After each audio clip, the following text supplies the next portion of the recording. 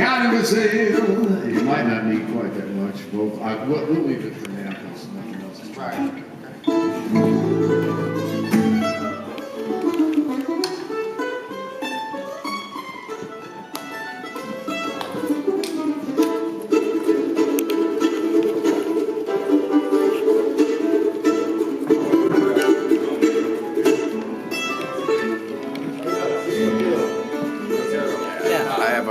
I have a five-piece band, which is the way I make my living with the Sandbush Band. I play mandolin and fiddle.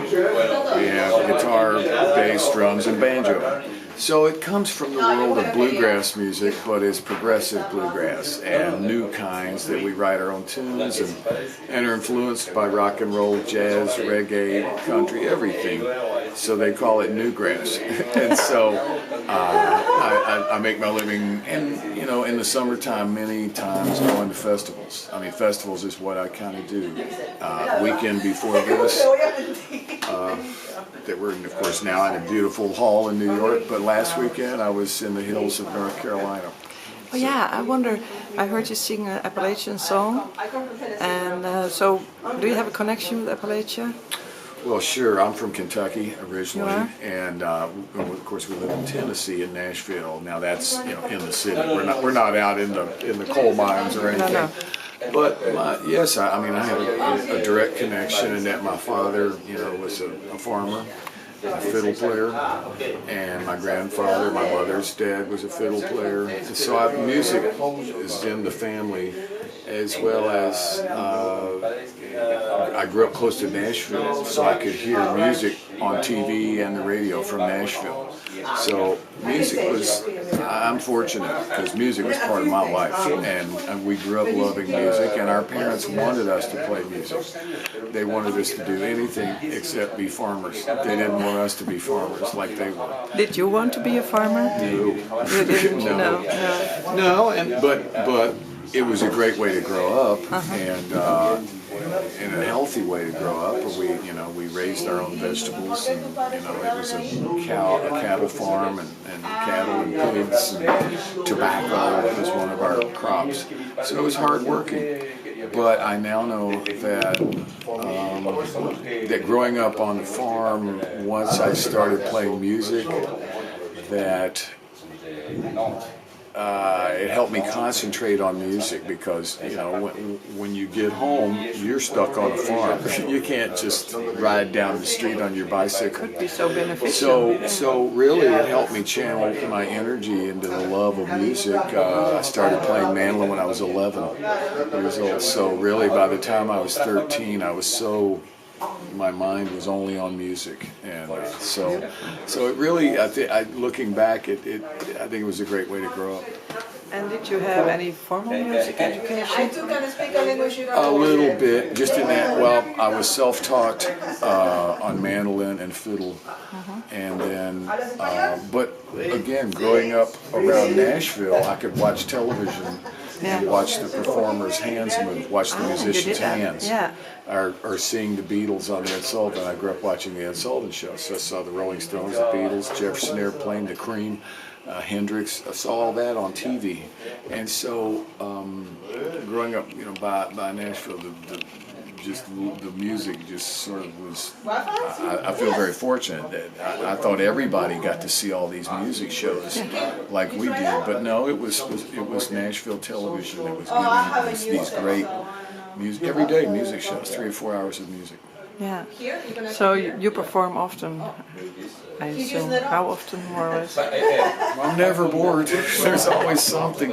I'll actually, after the concert with Stefan tonight, I'll have like 10 days off, and then we start work pretty hard because we go around playing festivals, and there's one, for instance, that we play every June in Telluride, Colorado. That's a highlight for me, and it'll be my number 44 consecutive this year. So I mean, and I love to play outdoors. I wonder, how is your experience with festivals, with the organization, and do you like it? Do you like to play at festivals? I do, yeah. Okay. And of course, and it's a larger audience for our band to play to. But I just like the summertime gatherings and the people and the community of feeling of we're all there, you know, together. So we just had the first one in North Carolina.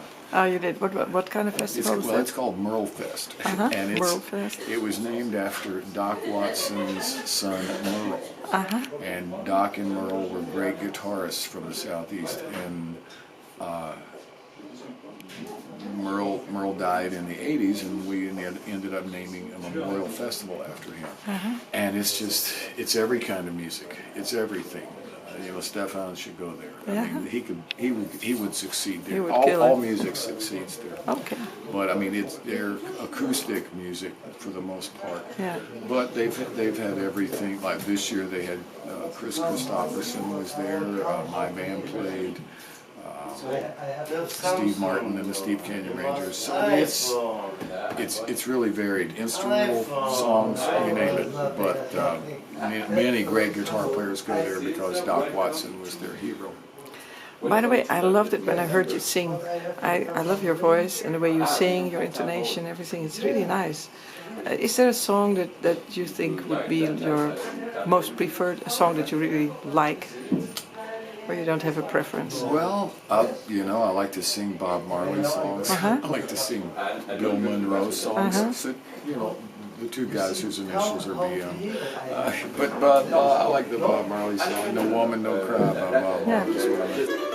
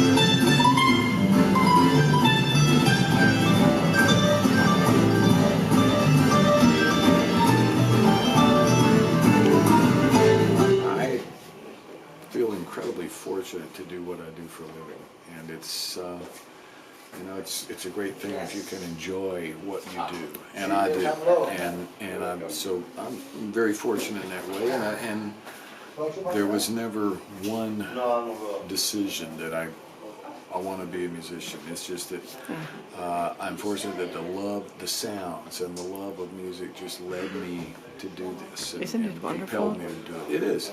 Yeah. And I wish everyone could be so fortunate to do what they love.